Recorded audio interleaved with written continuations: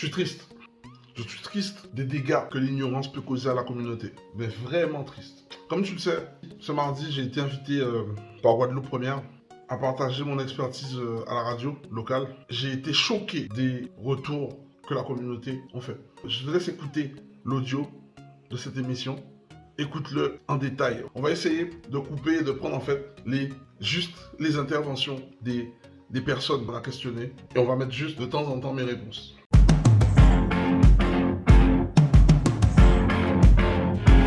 À 15h04 sur Guadeloupe la Première, bonsoir à tous et merci d'être avec nous sur Guadeloupe la Première. Bienvenue à vous. Votre avis sur cette question, est-ce qu'on peut tous être propriétaires? Est-ce qu'on peut tous accéder à l'immobilier, investir dans l'immobilier? Est-ce accessible à tous? Parce que de l'investissement, c'est aussi un risque pour vous. Sur le long terme, le fait d'investir dans l'immobilier, c'est par rapport aux lois à venir, vous y voyez une crainte? Surtout les lois à venir, maintenant dans le système de, disons, Macron, entre guillemets, les nouveaux, comme ils disent, les primo-propriétaires ne pourront pas accéder à un achat de logement ou d'acquérir un premier logement. Primo-accédant, la première personne qui va faire son premier achat ne pourra pas accéder à la propriété. Mais pourquoi? Alors, d'après ce qui est dit, concernant les acquisitions de terrain ou construction, les taxes, surtout la taxe foncière, ne sera plus reviendra à l'État. C'est-à-dire que ce que vous allez acheter, vous ne serez plus propriétaire. C'est l'État qui sera propriétaire. C'est ce que vous avez entendu, effectivement, mais a priori, ce ne sera pas d'actualité. Vous voulez répondre, William? Oui. Ouais, je veux parler de ça, parce qu'en fait, il faut faire attention à tout ce qui se dit. Ils ont essayé, en fait, ils veulent en fait calquer sur le modèle anglo-saxon.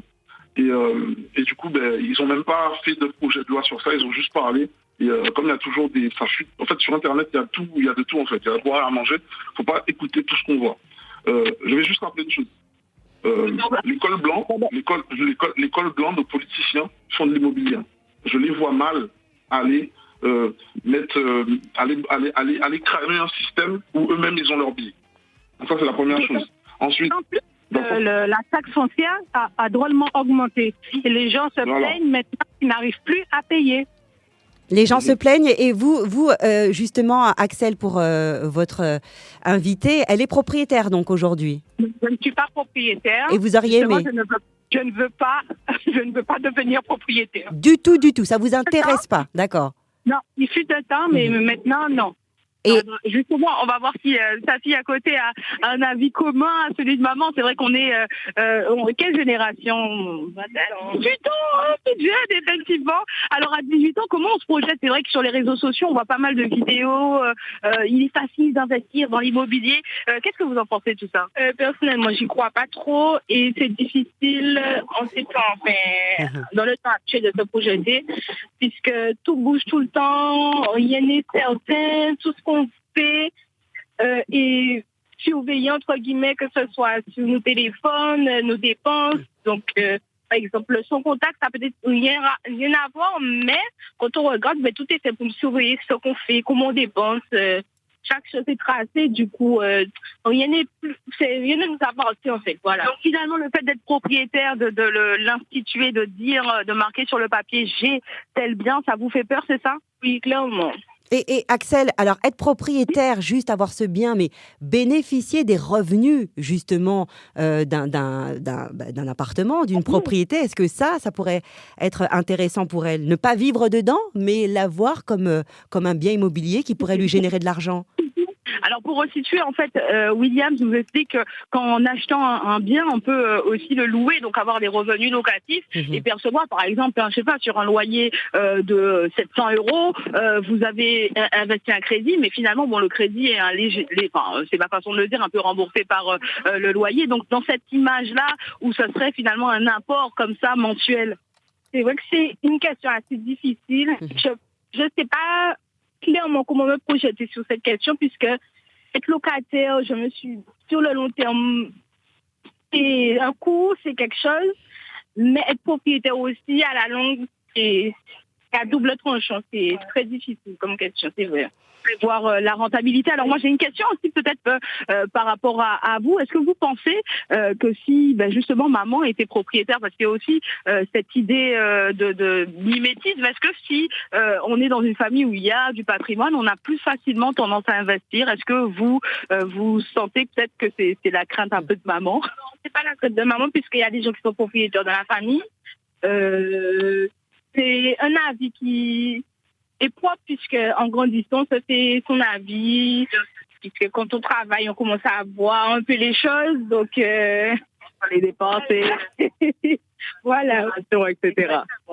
Oui. Merci. Alors que vous pourriez dire, attendez juste la maman, Kelly. Oui. C'est à étudier, c'est à cogiter, et voilà. Hein. Mais en tout cas, rester attentif aux lois, voilà. Voilà, parce que beaucoup de choses bougent là maintenant et c'est vrai que il faut comment dire, il faut s'accrocher, il faut réfléchir aussi. Merci. Bon, finalement, on revient à cette idée de bien se renseigner, d'aller voir les bonnes personnes. Il y a des craintes, apparemment. Savoir, comme notamment William Sidésius. Merci beaucoup, mesdames. Merci. Alors, des craintes, William, c'est ça, il y a des gens qui ont peur de devenir propriétaires. Il y a énormément de craintes, mais encore une fois, comme je le dis, c'est un manque d'éducation, c'est un manque de connaissance du sujet.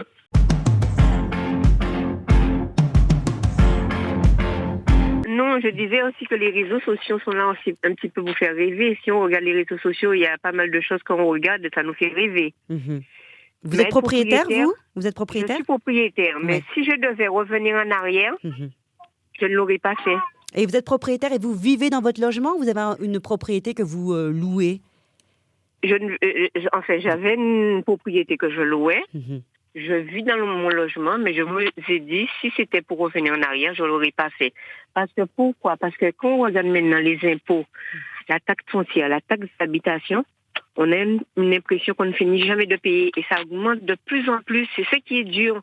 Moi, je comprends, c'est vrai que le monsieur a su se débrouiller pour pouvoir investir, mais déjà pour devenir propriétaire, pour une première fois, c'est dur. Donc vous avez dur et c'est comme je vous disais que les réseaux sociaux, c'est là aussi, c'est pour faire un petit peu rêver. Et Aline, justement, parce que quand vous êtes devenue propriétaire, c'est vous qui avez acheté votre logement ou c'est grâce aux parents que vous êtes devenue propriétaire? Déjà, c'est grâce aux parents. Je dis quand même, c'est déjà c'est une bonne chose. Oui.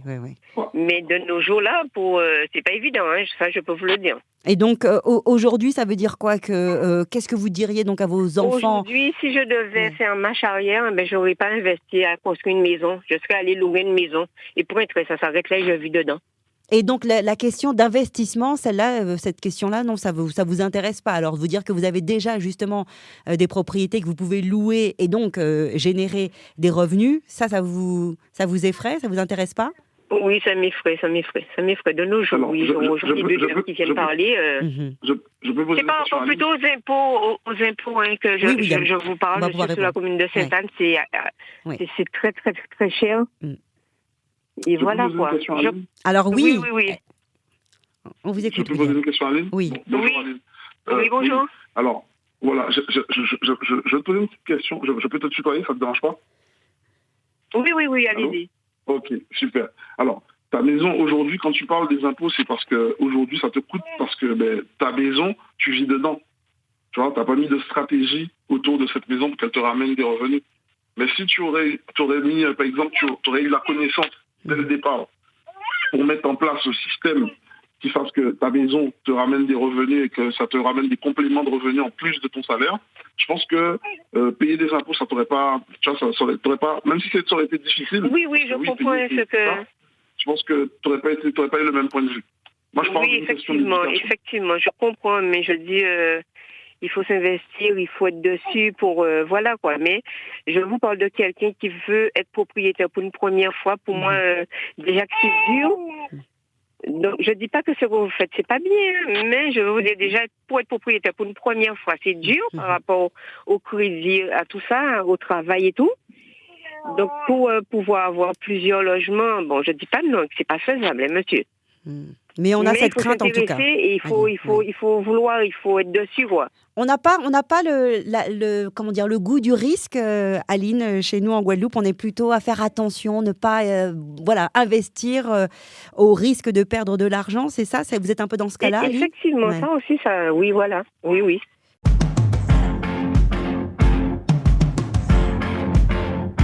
C'est quelque chose que vous avez vu tout de même, des influenceurs sur les réseaux sociaux?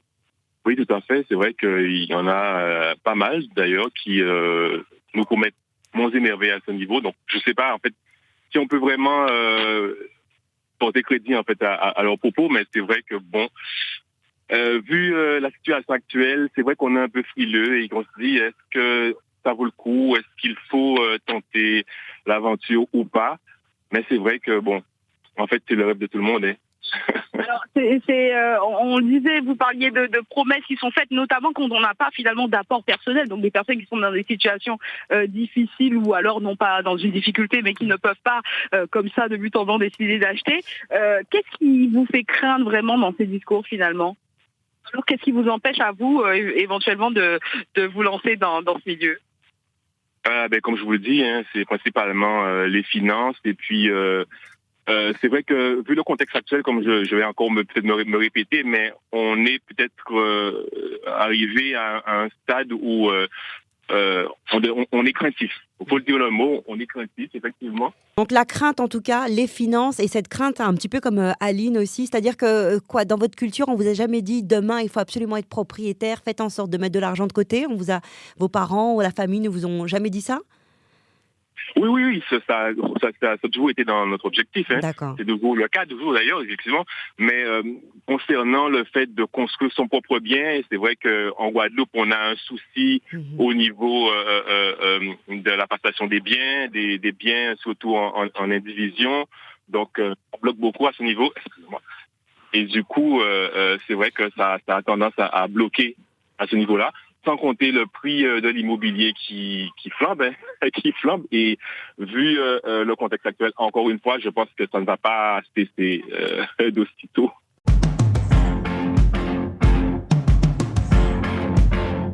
Et c'est là en fait que je suis vraiment choqué. Choqué de voir que les gens refusent encore de se former, de s'éduquer. Là, comme tu l'as vu, t'as entendu, elle a eu la chance d'hériter de biens de ses parents, mais comme elle a été laxiste de se former, en tout cas la peur de s'éduquer, fait qu'aujourd'hui, elle n'arrive pas à gérer cet héritage, en tout cas elle n'arrive pas à le faire fructifier, et du coup, elle est en train de dire que si c'était à refaire, elle ne le referait plus jamais. Mais c'est pas une personne, ils sont 3 à le dire. Et là où je suis encore le plus terriblement déçu, c'est que il y a une maman qui prend la parole, elle le dit, inconsciemment, sa fille refait les mêmes schémas que sa mère. Et il y a une 3e maman qui dit exactement la même chose. Je suis choqué. Encore, ça aurait été quelqu'un qui n'a pas d'immobilier, qui n'a pas eu d'héritage. Ok, je dis, on laisse ça sur le... Elle ne sait pas, tu vois. Donc, elle ne sait pas ce qu'elle ne sait pas, c'est des choses qui arrivent. Mais là, c'est quelqu'un qui a hérité de biens immobiliers, qui dit ça.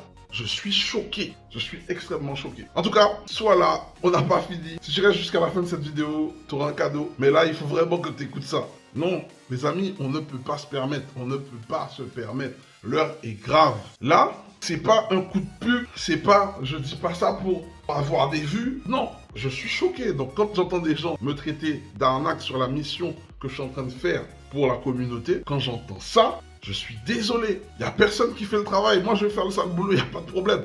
Parce qu'il y a quelque chose de vicieux, sournois qui est en train de se passer et vous n'êtes même pas au courant de ce qui est en train de se passer.